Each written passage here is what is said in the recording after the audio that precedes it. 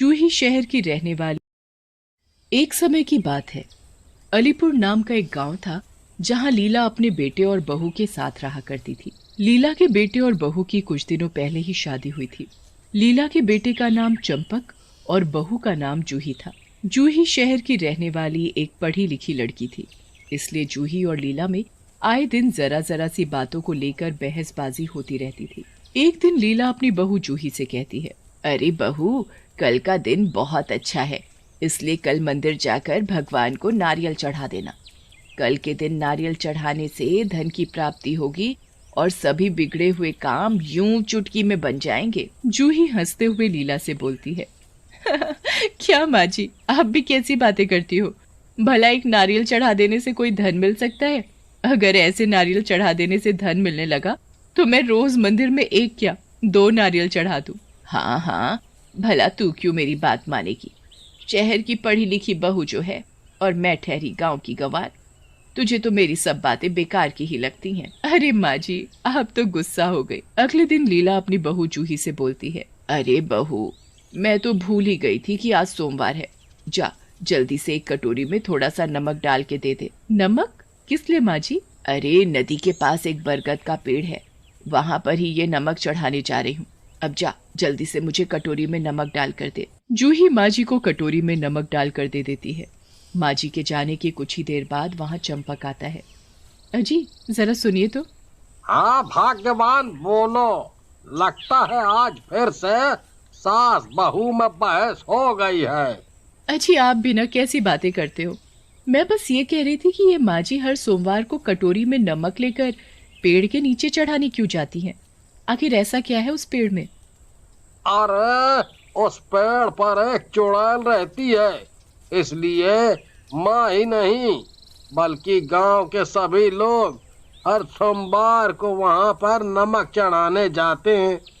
और अगर कोई गांव वाला गलती से उस पेड़ के नीचे नमक चढ़ाना भूल जाए तो वो चुड़ैल उस गांव वाले के शरीर में प्रवेश कर जाती है और एक एक करके अपने परिवार के सभी लोगों को बहुत बुरी तरह से मार डालती है।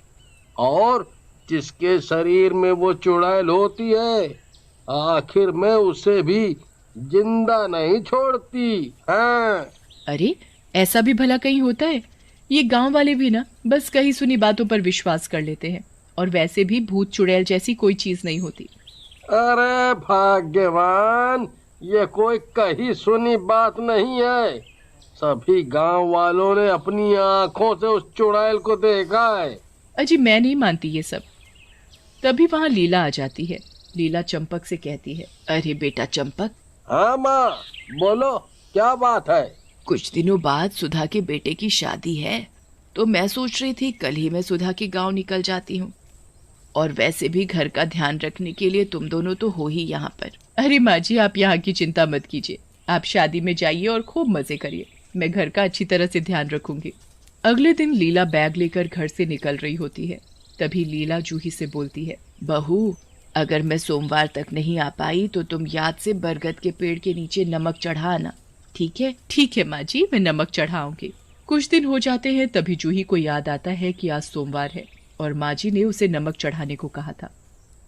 जूही कटोरी में नमक लेकर जाती है और देखती है कि गांव की बहुत सी औरतें उस पेड़ के नीचे नमक चढ़ा रही हैं। हे भगवान, ये गांव के लोग सच में कितने अंधविश्वासी हैं। और ऐसा बोलकर जूही बिना नमक चढ़ाए ही वहां से आ जाती है। मैं भी तो देखूं आखिर कौन सी चुड़ैल है जो लोगों को बुरी तरह से मार डालती है। शाम को चंपक माँ को घर लेकर आता है और जूही से बोलता है, जूही, तुमने पेड़ के नीचे नमक तो चढ़ा दिया था ना? नहीं, मैंने कोई नमक नहीं चढ़ाया। और देखो सुबह से शाम हो गई, मैं तो बिल्कुल पहले जैसी हूँ। मैंने तो पहले ही कहा था ये सब अंधविश्वास की बातें हैं। अब आप ही बताओ, क्या आपको मेरे ऊपर कोई चुड़ैल का साया दिख रहा है? हे भगवान, ये तूने क्या कर दिया बहू, अब वो चुड़ैल किसी को नहीं छोड़ेगी। अरे बेटा चंपक, रात होने वाली है, ये चुड़ैल बने इससे पहले इसे जल्दी से इसके कमरे में बंद कर दे, नहीं तो हम दोनों को जान से मार डालेगी। फिर चंपक जल्दी से जूही को उसके कमरे में बंद कर देता है। अच्छा ये क्या कर रहे हो आप? मैं तो आपकी पत्नी जूही हूँ, कोई चुड़ैल नहीं। रात होते ही जूही के शरीर में चुड़ैल आ जाती है और जूही जोर जोर से चिल्लाने लगती है और जोर जोर से दरवाजा खटखटाने लगती है। अब जूही का शरीर पूरी तरह से एक चुड़ैल के रूप में बदल चुका था। ए बुढ़िया, दरवाजा खोल, नहीं तो तेरा वो हाल करूंगी कि तूने सपने में भी कभी नहीं सोचा होगा। हे भगवान, ये तो चुड़ैल बन गई, अब क्या होगा? अरे चंपक, तेरी बहू खुद तो मरेगी, साथ में हम दोनों को भी मार डालेगी। अब खड़ा खड़ा क्या देख रहा है? जा, जल्दी से जाकर पहाड़ी वाले तांत्रिक बाबा को बुला कर ला। चंपक जल्दी से तांत्रिक बाबा को वहाँ बुला लाता है। तांत्रिक बाबा मंत्र पढ़ना शुरू कर देता है। उसकी आवाज सुनते ही चुड़ैल जोर जोर से हंसने लगती है और बोलती है, अरे तांत्रिक, तुझे क्या लगता है तू मुझे इसके शरीर से निकाल देगा? अरे तू नहीं जानता कि तूने यहाँ आकर कितनी बड़ी गलती की है।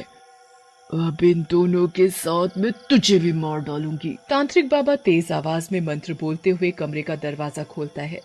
दरवाजा खुलते ही चुड़ैल बाहर आ जाती है। जूही को एक डरावनी चुड़ैल के रूप में देखकर सभी के होश उड़ जाते हैं। अरे जूही बहू, ये क्या हो गया? हे भगवान, मेरी बहू को ठीक कर दो। तभी चुड़ैल लीला का गला पकड़ लेती है। ए बुढ़िया, बहुत बोलती है तू, आज सबसे पहले तेरा ही काम तमाम कर दूं। अरे तांत्रिक बाबा, खड़े खड़े देख क्या रहे हो? इस चुड़ैल से मेरा गला छुड़ाओ, नहीं तो ये मुझे नींबू की तरह निचोड़ देगी। अरे मर गई रे, मर गई। तांत्रिक बाबा गंगा जल निकालते हैं और चुड़ैल के ऊपर डालते हैं। शरीर पर गंगा जल पड़ते ही चुड़ैल लीला का गला छोड़ देती है और जोर जोर से चिल्लाने लगती है। अरे तांत्रिक, ये क्या कर रहा है तू?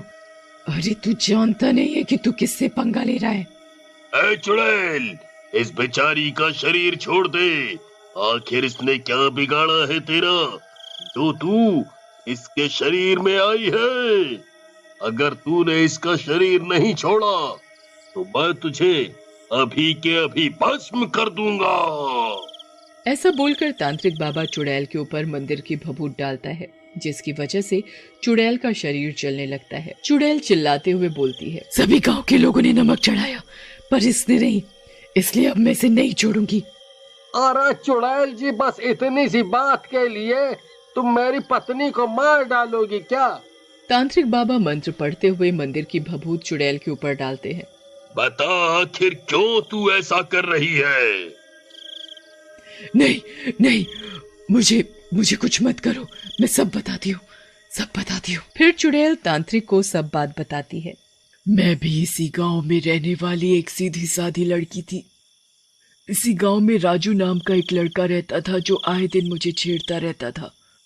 और एक दिन वो मेरे घर आया और मेरे बाबा से मेरा हाथ मांगने लगा, पर मेरे बाबा को उसके बारे में पता था कि वो लड़का एक नंबर का बदमाश है, आए दिन गांव की लड़कियों को छेड़ता है। इसलिए मेरे बाबा ने शादी से इनकार कर दिया। पर राजू को ये बात बर्दाश्त नहीं हुई और एक दिन उसने चोरी से हमारे घर में घुसकर घर के नमक में जहर मिला दिया, जिसे खाने की वजह से मेरे बाबा की उसी समय मौत हो गई। जब ये बात मुझे पता चली तो मैंने गांव के लोगों को सारी बात बताई, पर किसी ने भी मेरा साथ नहीं दिया और मैंने बरगद के पेड़ से लटक कर अपनी जान दे दी। पर इसमें इस बेचारी का क्या कसूर, जो तू इसके शरीर में घुसकर इसे इतनी पीड़ा पहुंचा रही है? क्योंकि ये भी इसी गांव की रहने वाली है और जो बरगद के पेड़ के नीचे नमक नहीं चढ़ाएगा, मैं उसका यही हाल करूंगी। तभी तांत्रिक बाबा और चंपक मिलकर चुड़ैल को रस्सी से बांध देते हैं। तांत्रिक बाबा जल्दी से मंदिर की भभूत को चुड़ैल के मुंह में डाल देते हैं। भभूत के मुंह में जाते ही चुड़ैल जूही के शरीर से निकल जाती है और राख बनकर हवा में उड़ जाती है। जूही अब पूरी तरह से ठीक हो जाती है और अपनी सास से बोलती है, अरे माँ जी, मैंने आपका क्या बिगाड़ा है जो मुझे इस तरह से रस्सी से बांधा हुआ है? अरे मेरी शहरी बहू, अभी भी अकल नहीं आई तुझे जो ऐसे बोल रही है? अरे माँ जी, मैं तो मजाक कर रही थी। जूही की बात सुनकर सभी जोर जोर से हंसने लगते।